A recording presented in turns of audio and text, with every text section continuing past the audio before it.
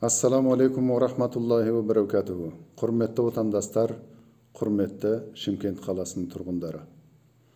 Мына бір қиын, жайсыз күндеріміздің арты қайырлы болсын. Әрбір қиыншылықтан кейін жеңілдігі бар, әрбір қорқыныштан кейін қуанышы бар деген.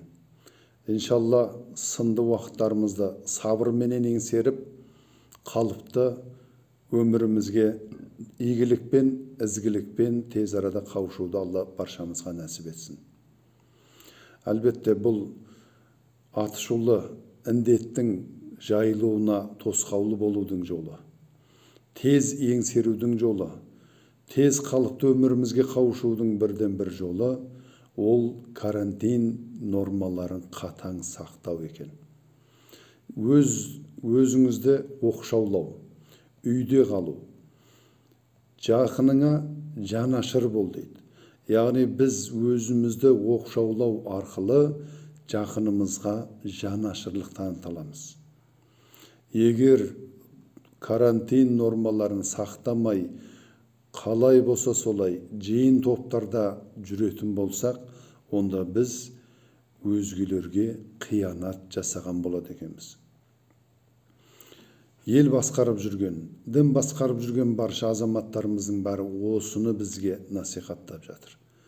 Бас мүфтиіміз Наурызбай Қажы Тағанұлы арнайы тікелей эфирде брифинг өткізіп, жаназа намазын өткерудің тәртібі карантин жағдайында, ас жиындарды қалай өткізу керек мына карантин жағдайында, сол жөнінде арнайы мәлімдеме жасады.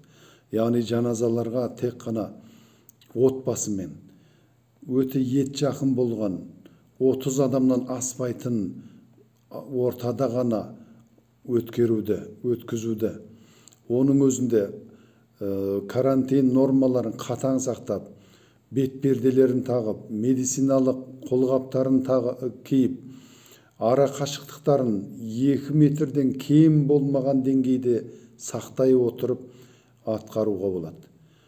Одан өзгелері бұл жиындарға қатыспауға шақыруда. Жаназасынан кейінгі ас құдайлары, 7-сі, 40-ы, бейсенбіліктері, олар да әлгі айтқанымыздай тек отбасымен ғана, өте ет жақын болған, әлгі айтқандай 30 адамнан аспайтын карантин нормаларын қатаң сақтаған халде ғана өткізуге кеңес беруде.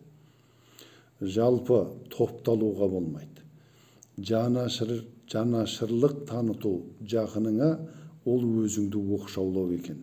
Ал егерде оқшауламасаңыз, әлгіндей жасасаңыз, онда сіз қиянат жасаған боласыз.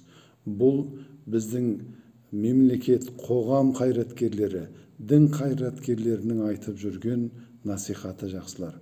Сондықтан да біз сіздерге сол нәрсені тағы да баса айтқымыз келеді.